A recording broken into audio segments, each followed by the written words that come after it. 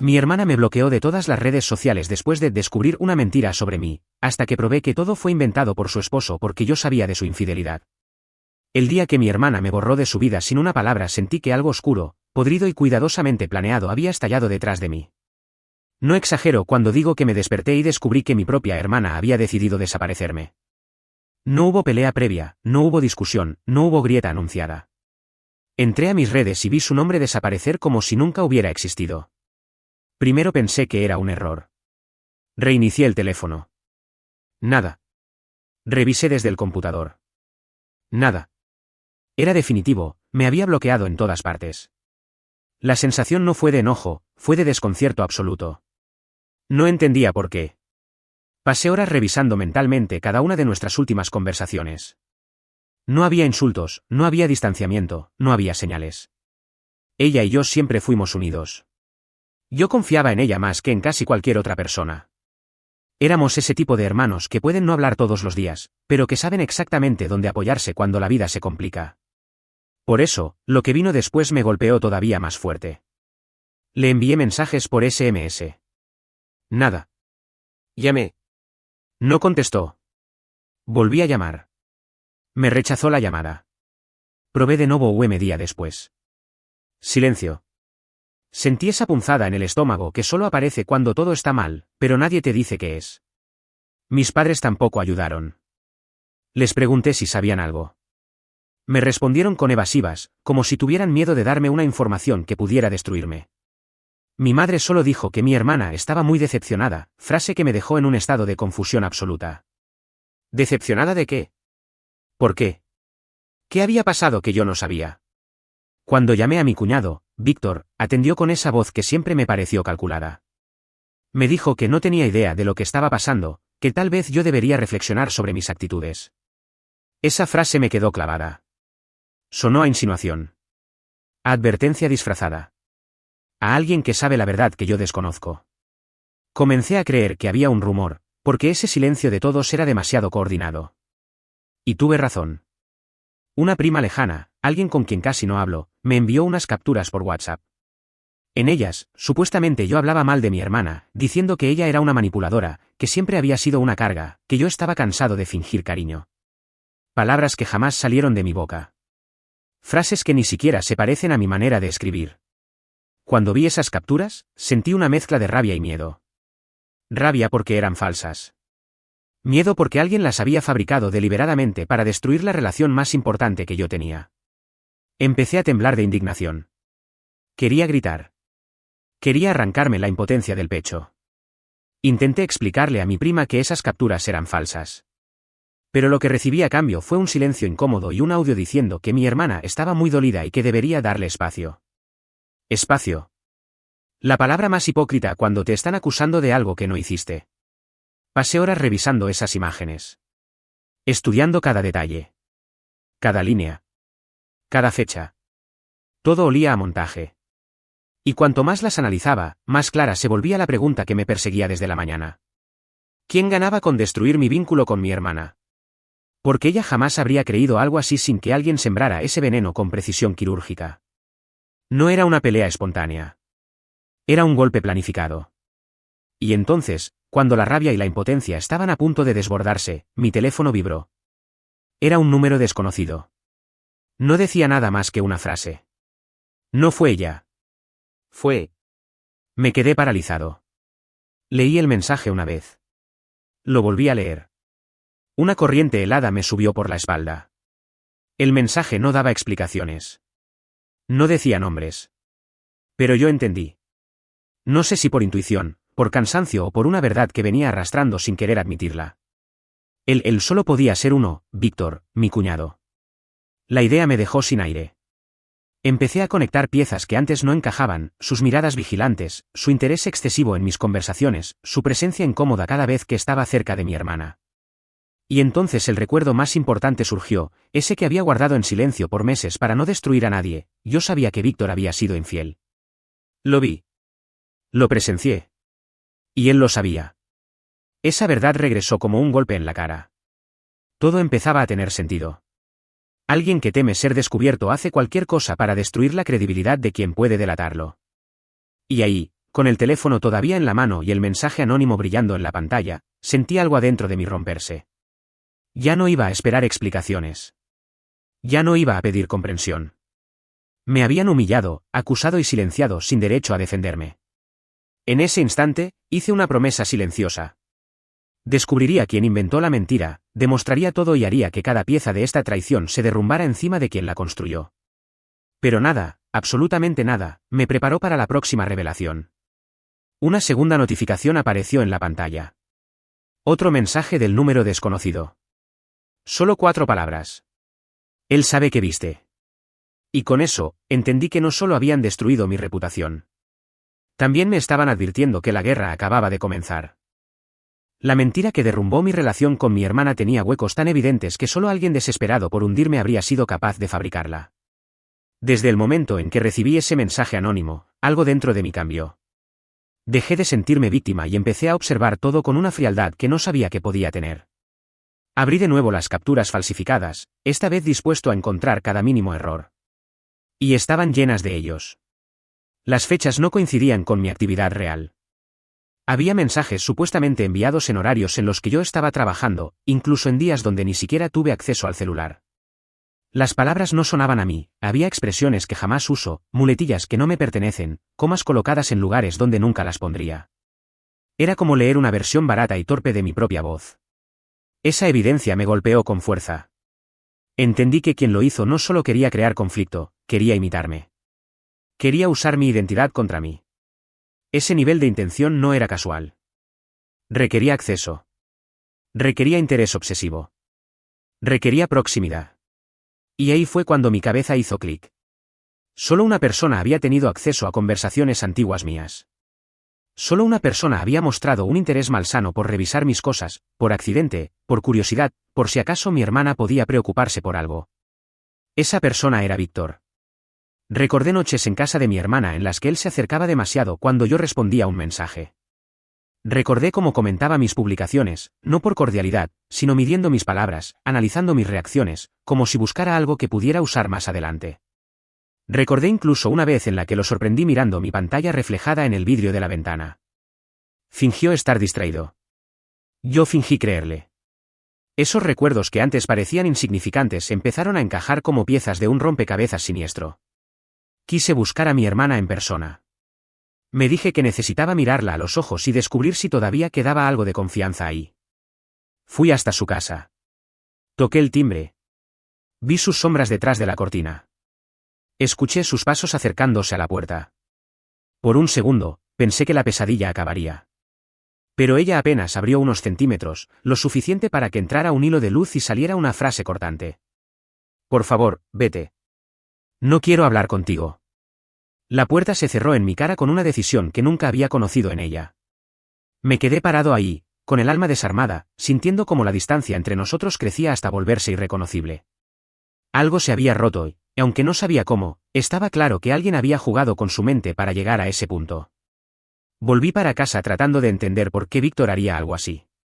Sí, el mensaje anónimo insinuaba que él sabía que yo lo había visto siendo infiel. Pero había pasado tanto tiempo, yo nunca había dicho nada. Guardé su secreto sin pedirle nada a cambio. Entonces, ¿por qué destruirme? La respuesta llegó de forma inesperada. Un amigo en común, alguien que había trabajado con Víctor, me llamó esa noche. Me dijo que recientemente Víctor había estado muy nervioso, preguntando si yo había comentado algo extraño sobre él, queriendo saber si yo había hablado con mi hermana sobre cosas del pasado. El tono del amigo era claro, Víctor parecía aterrado.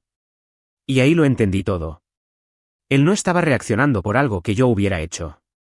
Estaba reaccionando por algo que él creía que yo podía hacer. El simple hecho de que yo supiera la verdad lo convertía en una amenaza para él. Una amenaza que debía neutralizar antes de que hablara. La ironía me enfureció. Yo había callado para proteger a mi hermana, para evitar destruir su matrimonio. Y aún así, Víctor me había destruido a mí primero. Me había pintado como un traidor, un hipócrita, un enemigo. Mi silencio era un arma en mis manos, pero él había decidido matarme antes de que yo siquiera pensara en utilizarla. Me acosté esa noche con una mezcla de indignación y claridad. Sabía que la infidelidad de Víctor no era un rumor vacío. La había visto con mis propios ojos, el beso, la mano en la cintura de otra mujer, la forma en que sonreían como si el mundo les perteneciera. Lo guardé, creyendo que el amor de mi hermana valía más que una verdad destructiva. Pero ahora esa verdad se había convertido en mi única salida. No lo conté antes porque no quería causarle dolor a ella. Ahora tendría que contarlo porque él ya me lo había causado a mí. Al final del día, mientras revisaba de nuevo las capturas falsas, sentí algo que llevaba semanas sin experimentar: determinación. No iba a seguir corriendo detrás de explicaciones.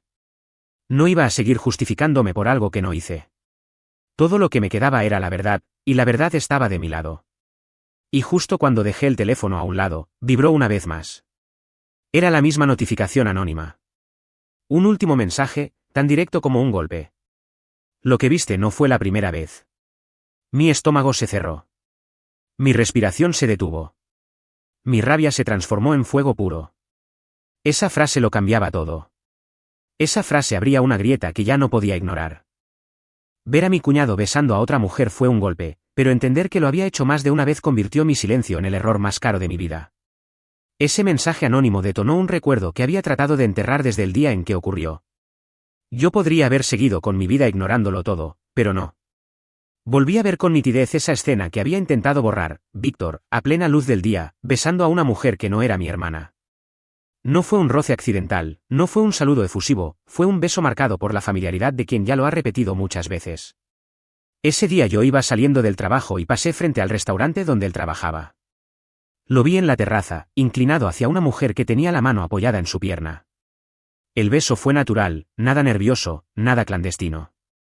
Lo que me heló no fue la infidelidad en sí misma, sino la facilidad con la que lo hacía. La costumbre que había ahí.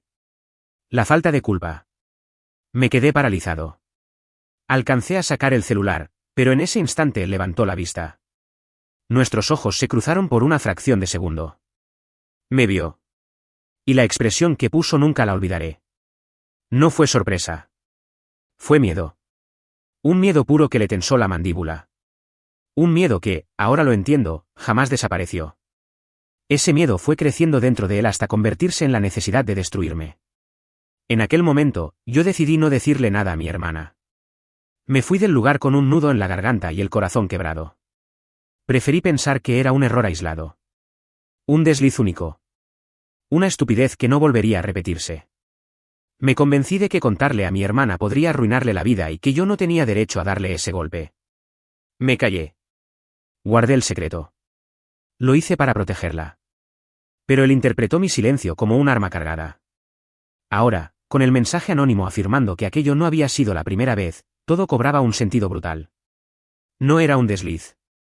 Era una doble vida. Una mentira constante. Una traición que llevaba tiempo creciendo como una mancha de humedad escondida detrás de una pared perfecta. Ese pensamiento encendió algo dentro de mí. Una claridad fría. Una resolución firme. Si él había construido una mentira para destruir mi reputación, yo construiría la verdad para destruir el castillo de engaños donde vivía. Empecé a investigar en silencio. Revisé horarios, turnos, ubicaciones. Aceité cada recuerdo para encontrar conexiones que antes había ignorado. Descubrí que la mujer del día del restaurante se llamaba Carolina. Una compañera de trabajo de Víctor. Tenían fotos juntos en eventos laborales, pero jamás demasiado cercanas como para despertar sospechas. Habían jugado bien su papel público. Pero yo ya los había visto sin máscaras. Busqué más. Encontré comentarios en redes, likes que antes parecían triviales, coincidencias de ubicación que nunca había prestado atención. Y cuando un día vi que ambos habían subido historias desde el mismo bar, con minutos de diferencia, supe que estaba siguiendo la pista correcta. Después de horas investigando, terminé en un perfil privado que parecía secundario, uno que claramente Carolina usaba para círculos más íntimos. Y allí estaba, una foto borrosa de dos manos entrelazadas sobre una mesa. La de él tenía un reloj que reconocí de inmediato. El eco de la infidelidad en una imagen que no decía nada, y lo decía todo. Sentí una mezcla peligrosa de alivio y enojo. Alivio porque al fin tenía pruebas sólidas. Enojo porque entendí cuán profundamente había engañado a mi hermana, y cuánto tiempo llevaba haciéndolo. Seguí tirando del hilo. Utilicé herramientas digitales, metadatos, análisis de imágenes. No era un experto, pero la motivación era más fuerte que cualquier limitación. Día tras día descubrí patrones, mensajes sospechosos, minutos que no encajaban con la rutina que él decía tener. El rompecabezas estaba casi completo. Y entonces, un golpe definitivo, encontré registros de un viaje de fin de semana que Víctor había hecho por trabajo. La empresa no tenía constancia de ese viaje. Pero Carolina, casualmente, había publicado una foto de paisaje sin personas, que pertenecía a la misma ciudad. La fecha coincidía. El engaño se sostenía por hilos más finos de lo que él creía. Cuando me di cuenta de que tenía pruebas suficientes para derrumbarlo, sentí la adrenalina recorriéndome el cuerpo. No dormí. No comí. No pensé en otra cosa que no fuera enfrentar la verdad que él había tratado de ocultar destruyéndome a mí. No me tembló la mano cuando decidí escribirle. No necesitaba rodeos. No necesitaba explicaciones largas. Mi mensaje fue directo, casi quirúrgico. Sé lo que hiciste. Y tú sabes que tengo pruebas. Esa noche, mi teléfono vibró varias veces. No abrí los mensajes de inmediato. No lo necesitaba. Sabía que lo había tocado donde más le dolía. Cuando por fin los leí, no encontré negaciones. No encontré excusas. Encontré amenazas. Frases disfrazadas de advertencia, insinuaciones de que yo debería tener cuidado con lo que digo, recordatorios venenosos de que a veces la familia puede malinterpretar cosas. Cada palabra confirmaba su culpa. Cada frase era una confesión disfrazada de intimidación. Pero la última línea me dejó helado. No sabes con quién te estás metiendo. Sí lo sabía. Me estaba metiendo con un hombre dispuesto a destruirme. Un hombre que ya había empezado la guerra. Un hombre que no tenía idea de que yo estaba preparado para terminarla. Y mientras releía ese mensaje amenazante, no pude evitar pensar en lo que había descubierto horas antes: Carolina estaba embarazada. No era solo una infidelidad. Era una doble vida a punto de estallar. Cuando descubrí que la mentira sobre mí había sido fabricada por el mismo hombre que traicionaba a mi hermana, dejé de temerle y empecé a preparar su ruina. Desde el instante en que recibí sus amenazas veladas, supe que ya no podía retroceder. Víctor había dado el primer golpe, había manipulado a mi hermana, había destruido mi reputación, había puesto a la familia en mi contra y había logrado convertirme en el villano de una historia que él mismo inventó. Yo no iba a seguir jugando a la defensiva. Tenía la verdad, tenía pruebas, y él no imaginaba cuán rápido podía derrumbarse todo lo que había construido. La primera decisión fue citarlo a una reunión. Necesitaba enfrentarlo, pero no para discutir, lo necesitaba hablando. Víctor siempre había sido incapaz de resistir la tentación de justificar sus acciones cuando se sentía acorralado. Sabía que, si lograba provocar ese ego frágil que él intentaba esconder, conseguiría la confesión que necesitaba. Le envié un mensaje diciéndole que quería resolver el malentendido entre nosotros, que no pretendía contarlo todo a mi hermana, que solo buscaba aclarar las cosas. Y él, confiado en su versión manipulada de los hechos, aceptó encontrarse conmigo. No porque creyera en mí, sino porque quería asegurarse de que yo continuara siendo un problema controlado. Nos vimos en un café casi vacío. Él llegó primero, con esa actitud arrogante que siempre me pareció impostada. Yo entré tranquilo, con el celular en el bolsillo y la grabación preparada. Me senté frente a él, lo saludé con frialdad, y desde el primer segundo noté su tensión. Fingía calma, pero sus dedos golpeaban la mesa con un ritmo ansioso que lo traicionaba. Comencé a hablar con voz suave, casi resignada. Le dije que sabía que mi hermana me odiaba por algo que no hice. Que entendía que tal vez había un malentendido. Que quizá él podría ayudarme a reconstruir la relación con ella. Y ahí fue cuando su ego hizo exactamente lo que yo esperaba. Se recostó en la silla, cruzó los brazos y empezó a soltarse. Dijo que mi hermana estaba mejor sin mi influencia. Dijo que yo siempre fui un problema. Y después, lentamente, empezó a admitir pequeñas cosas, que si había hablado mal de mí con ella, pero por protección. Que si había mostrado mensajes comprometedores, aunque no eran exactamente así. No tardó en caer en contradicciones. Su voz cambió varias veces. Y cuando mencionó que tuve que editar algunas cosas para que se entendiera el punto, supe que lo tenía. Mi teléfono grabó cada palabra. En ese momento sentí una mezcla peligrosa de victoria y rabia. Él no sospechó nada. Se creyó dueño de la situación. Se creyó intocable. Y eso lo hizo hablar todavía más. Soltó que las capturas las creó él mismo. Que solo quería asegurar que yo no arruinara su matrimonio. Que no le dejé opción. Las pruebas estaban completas. Cuando salí de ese café llevaba en mi bolsillo la confesión que destruiría su fachada. Pero no era suficiente. Necesitaba más. Necesitaba pruebas irrefutables, algo que él no pudiera negar incluso si intentaba girarlo todo en mi contra. Así que pasé las siguientes horas analizando las capturas falsas. Revisé metadatos, inconsistencias de edición, marcas de manipulación digital. Y sí, estaban llenas de fallas. Nombres de archivo alterados, resoluciones desiguales, sombras que no coincidían con la interfaz real. Era una fábrica de mentiras hecha con desesperación y torpeza. Guardé cada análisis. Clasifiqué cada error. Creé un dossier completo, meticuloso y devastador. Mientras más descubría, más clara se volvía la dimensión de su manipulación. Víctor no solo había creado conversaciones falsas, también había ido sembrando comentarios sobre mí con mis padres. Comentarios que insinuaban que yo era resentido, malagradecido, inestable. Se había encargado de que todos dudaran de mí antes de que la mentira estallara. Una jugada cruel, precisa y calculada. Y entonces, cuando pensé que ya había visto lo peor, llegó la revelación final. Su amante, Carolina, estaba embarazada. Tenía 3 meses. La información venía confirmada por una conocida que trabajaba con ella. No había duda. Víctor sabía que tarde o temprano la verdad saldría a la luz. Y por eso tenía tanta prisa en destruirme. Quería que yo no tuviera credibilidad cuando el mundo se desmoronara sobre él. Esa revelación me dejó frío. Ya no estaba lidiando con un infiel cualquiera. Estaba lidiando con un hombre desesperado que había construido una red de mentiras tan grande que destruiría a cualquiera para protegerla. Sabía entonces que el siguiente paso era inevitable, mostrarle todo a mi hermana. No podía seguir permitiendo que viviera engañada, defendiendo a un hombre que la traicionaba en todos los niveles posibles. Tenía que decirle la verdad.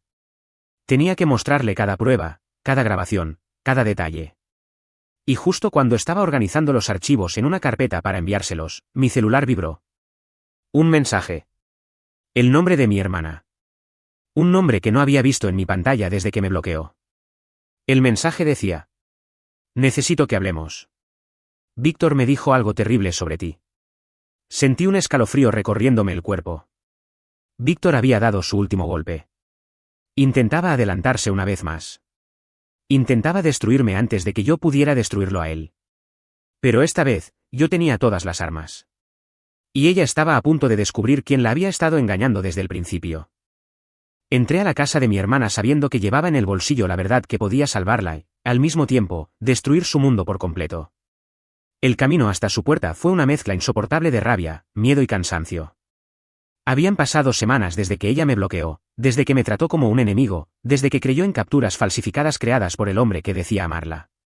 Y aún así, cuando abrió la puerta, vi en sus ojos la confusión dolorosa de alguien que no entiende por qué su vida se está desmoronando. No me abrazó. No me sonrió.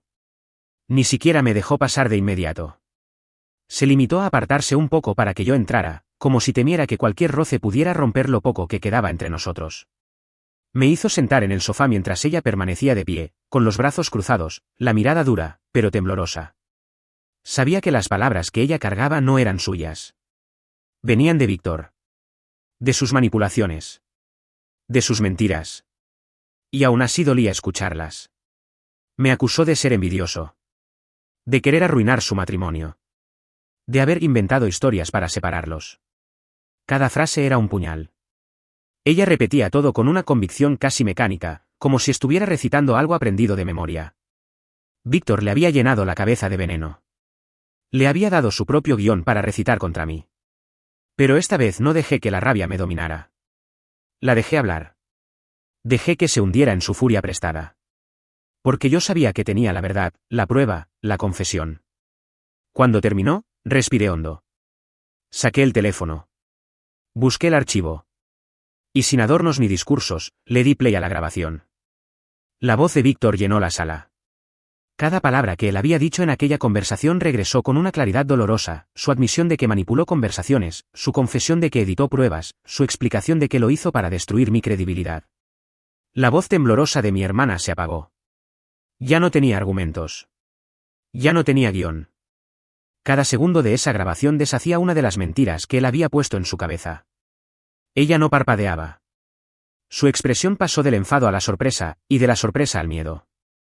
Sus manos temblaron. Su respiración se volvió irregular. Cuando la grabación terminó, cayó de golpe en el sillón como si sus piernas no pudieran sostener el peso de la verdad. Pero aún faltaba lo más duro. Y yo lo sabía. Saqué la carpeta con las pruebas de la infidelidad. Todo cuidadosamente ordenado. Fechas, fotos, ubicaciones, mensajes, coincidencias, publicaciones, horarios. No dije nada durante varios segundos. Dejé que mis manos hablaran por mí al colocar cada prueba frente a ella. Su rostro se descompuso. Su negación inicial todavía intentó aparecer, pero murió apenas vio la foto clave, las manos entrelazadas sobre la mesa, el reloj inconfundible de Víctor brillando bajo la luz. Luego vinieron los metadatos, los detalles técnicos que demostraban que no había duda. No necesité describir lo que vi aquel día frente al restaurante. La evidencia hablaba sola. Con cada documento que revisaba, mi hermana se iba derrumbando un poco más. Era como si cada verdad le arrancara un pedazo del futuro que había imaginado. Su respiración se convirtió en sollozos silenciosos. Después en llanto abierto. Después en un desconsuelo total. Se cubrió la cara con las manos, incapaz de sostener el dolor. La escuché murmurar palabras rotas, preguntas sin respuesta, culpas que no le pertenecían. Yo me quedé quieto. No la toqué. No hablé. No interrumpí su caída. Porque sabía que ese momento no era mío, era ella enfrentándose a la realidad que Víctor le ocultó durante meses, quizá años. Y entonces, entre los sollozos, llegó la frase que me dejó un hueco en el pecho. Necesito saber si realmente me amó alguna vez. No tenía respuesta. Y ella lo sabía. Era una pregunta dirigida a un vacío, a un eco, a la sombra del hombre que creyó conocer. Estaba a punto de decir algo cuando escuchamos el sonido más temido. La llave entrando en la cerradura. Víctor llegó sin sospechar nada. Sin tener idea de que la verdad estaba desplegada sobre la mesa. Sin imaginar que la grabación que él pensó privada ahora retumbaba en las paredes de su propia casa. Escuchamos el clic de la puerta cerrándose. Sus pasos entrando confiados. Su voz llamando a mi hermana con esa falsa ternura que ahora se sentía sucia. Ella se levantó lentamente. Sus lágrimas ya no eran de confusión, eran de furia. La tormenta había empezado. Y él, aún no tenía idea de que estaba caminando directo hacia su caída. Cuando Víctor entró en la sala y vio las pruebas extendidas sobre la mesa, entendí que su reino de mentiras acababa de recibir el primer golpe irreversible. Lo vi abrir la puerta con la misma seguridad de siempre, esa seguridad construida con gestos ensayados y palabras convenientes. Por primera vez desde que empecé a juntar pruebas, su confianza no me intimidó, la observé con calma, consciente de todo lo que llevaba en mis manos. Él notó la carpeta. Su expresión, primero incrédula, se transformó en esa mezcla de impotencia y cálculo que ya conocía demasiado bien.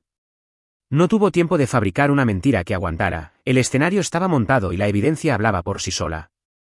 Mi hermana permaneció a mi lado, temblando, pero presente. No era el momento de dramatismos, era el momento de la verdad hecha prueba. Saqué la grabación y la dejé sonar como si fuera un veredicto. La voz de Víctor llenó la sala con sus confesiones, con su admisión de manipulación y con esa frialdad calculada mientras explicaba por qué había forjado esas capturas. Ella se quedó inmóvil. Sus ojos eran un mapa de todas las noches que había callado sin saber que estaba sosteniendo un castillo de arena. Mientras la grabación terminaba, puse sobre la mesa las fotos, los metadatos, los mensajes, todo ordenado de forma que la cronología no dejara lugar a dudas. Cada imagen mostraba lo que yo había visto, sus manos encontradas con la de otra, coincidencias de ubicaciones, fotos que probaban viajes fingidos por trabajo, mensajes que confirmaban evasiones. Todo eso ya no podía esconderse tras explicaciones vagas. Víctor intentó reaccionar. Intentó maniobrar con su culpa como si fuera una bruma que pudiera hacerse densa suficiente para volver a confundir a todos. Pero las contradicciones lo alcanzaron en seco. Sus frases no coincidían con los documentos. Sus excusas se desmoronaban bajo la claridad de los datos. Cada defensa que puso solo sirvió para mostrar que ya no controlaba la narrativa. Se contradecía hasta en los detalles más pequeños, fechas, horas, ubicaciones. La coherencia le falló porque nunca tuvo la verdad para sostenerla. Mi hermana cambió. Pasó de la incredulidad a un dolor que la dejó sin energía. Al principio buscó refugio en la negación, después, al ver la carpeta, el miedo cruel de quien se sabe engañada la atravesó por completo. No hubo gritos espectaculares ni escenas estruendosas, hubo un silencio pesado y una soledad que empezó a rodearlo todo. Ella escuchó cada pieza de evidencia, y en cada una, dejó de mirar a mí con reproche y comenzó a mirar a quien había pensado que la cuidaba. En un instante que parecía contener toda la justicia del mundo, mi hermana tomó la decisión que la estructura prometía, no lo confrontó para negociar, lo confrontó para terminar. No hubo dudas, hubo claridad. Le dijo que no podía seguir así, que no iba a compartir la cama ni la vida con alguien que había edificado su relación sobre mentiras y manipulaciones deliberadas. Fue la rotura definitiva, le pidió que saliera de la casa. Y él salió. No hubo épica, no hubo escenas de película. Salió con la cabeza baja y con esa expresión de quien va perdiendo todo lo que creyó asegurar con trampas. En las horas siguientes se formalizaron decisiones que eran inevitables, mi hermana inició los trámites de separación. Lo que había sido un matrimonio ahora era un expediente administrativo acompañado por la sospecha, la vergüenza y el rechazo social que su actitud mereció. Las consecuencias se extendieron más allá de la pareja. La familia entera supo la verdad como quien recibe un correo con evidencia irrefutable, no hubo necesidad de convertir la casa en un ring público, la transparencia fue suficiente para que los parientes empezaran a preguntar, a ordenar fechas, a contrastar recuerdos. Mi reputación, que había sido manipulada hasta quedar hecha cenizas, comenzó a recomponerse con la honestidad simple de los hechos. No pedí que me creyeran, mostré lo que tenía y dejé que cada quien eligiera la coherencia. La mayoría eligió la evidencia. Víctor perdió más que el hogar. Perdió la credibilidad que había conseguido con tanto cálculo. Amigos que antes lo defendían empezaron a distanciarse. Algunos parientes dejaron de invitarlo a reuniones. Sus intentos de justificar lo injustificable sonaron huecos. Y la amante, cuya espera había sido sostenida por secretos y promesas falsas, quedó expuesta también, el embarazo se convirtió en otra pieza que confirmó la gravedad de su traición. Mi relación con mi hermana no volvió a ser la misma de antes, pero emergió algo más valioso, la verdad restituida, lenta pero segura.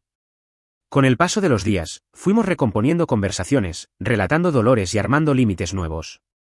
No hubo abrazos inmediatos ni perdones rápidos. Hubo procesos. Hubo reconstrucción. Y en un momento dolorosamente íntimo, ella me dijo, con la voz quebrada y sincera, que agradecía que no la hubiera abandonado, incluso cuando me cerró las puertas. Agradecía que hubiera permanecido firme con pruebas y con paciencia, sin buscar venganza destructiva ni espectáculo. La justicia que la estructura prometía se cumplió, pero no como un gesto teatral. Fue una justicia de consecuencias, la caída del manipulador, la separación decidida, el aislamiento social de quien sembró mentiras y la reparación gradual de la confianza rota. Yo no celebré la ruina ajena, sentí alivio. Sentí que la verdad había encontrado su camino y que, por fin, la humillación que me colgaron había sido retirada. Cerré ese capítulo con la sensación fría de que lo que merecía perdón debía ganarse y lo que merecía castigo lo había recibido de la forma más contundente, perdiendo todo lo que había construido con engaños. No hubo finales abiertos. No hubo impunidad.